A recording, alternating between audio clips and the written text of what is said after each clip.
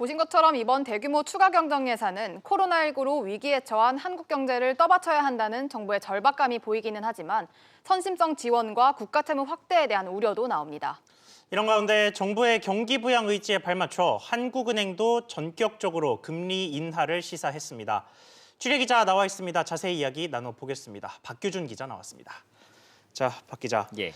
우선 추경의 구체적인 내용은 이제 앞서 윤지혜 기자를 통해서 들어봤는데 눈에 띄는 것 중에 하나가 상품권을 대규모로 주겠다는 내용입니다. 네, 그렇습니다. 이 아동과 저소득층 또 노인 등 500만 명에게요. 이달부터 6월까지 총 4개월 동안 2조 원 규모의 이 지역사랑 상품권이라는 것을 지급합니다. 이 지역사랑 상품권은요, 지자체에서 발행해서 이 해당 지자체에서만 사용할 수 있는 그러한 상품권인데요. 우선 이 지역사랑 상품권을 만 7세 미만 아동 총 263만 명에게 아이 한 명당 한 달에 10만 원씩 제공합니다. 총 넉 달 동안 지급하니까요. 월 40만 원씩 이들은 지급받게 됩니다. 이 저소득층 138만 가구에게는 8,500억 원어치 상품권을 주고요. 노인 일자리 사업 참여자에겐 1,280억 원어치 지역산업 상품권을 제공합니다. 정부는 말씀드린 이러한 어제 확정한 추경안을 오늘 국회에 제공할 계획인데 여야는 이달 17일까지 추경안을 처리한다는 계획입니다.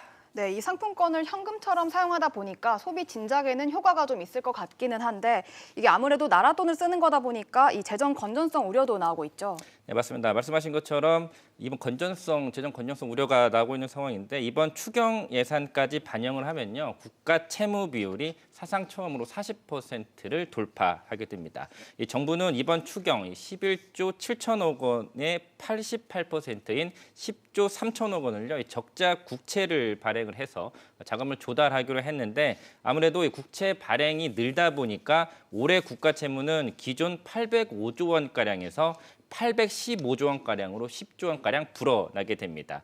이게 GDP 대비 비율로만 따져보면 나라빚 비율이 39.8%에서 40%를 넘어선 41.2%로 올라서게 됩니다. 이 때문에 일부에선 이번 추경에서 코로나 방역에 들어가는 돈보다 상품권 지급 등과 같은 소비 진작용으로 쓰이는 돈이 더 많다고 해서 총선용이다라고 하는 비판까지 일각에서 제기되고 있습니다. 네, 한국은행 관련 소식으로 넘어가 보죠. 하느니 지난달에 금리 동결을 결정을 했는데 이 같은 입장에 좀 변화가 있습니까?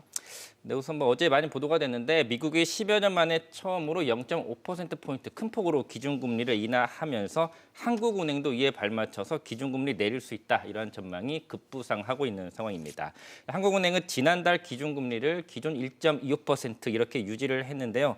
어제 이주열 총재 발언을 좀 들어보면 미묘한 입장 변화가 감지가 됩니다. 예. 이 총재는 지난달 금통위 이후에 정책 여건 변화를 감안할 필요가 있다면서 코로나19의 전 세계적 확산 그리고 미국 금리 인하라는 새로운 변수가 생겼다 이렇게 말했기 때문입니다. 이 때문에 시장 일부에선 미 연준처럼 한국은행도 다음 달 9일 이 정례 금융통화위원회 이전에라도 임시 금통위를 열어서 금리 인하에 나설 수 있다 이런 전망까지 나오고 있습니다. 네, 박 기자 이야기 잘 들었습니다.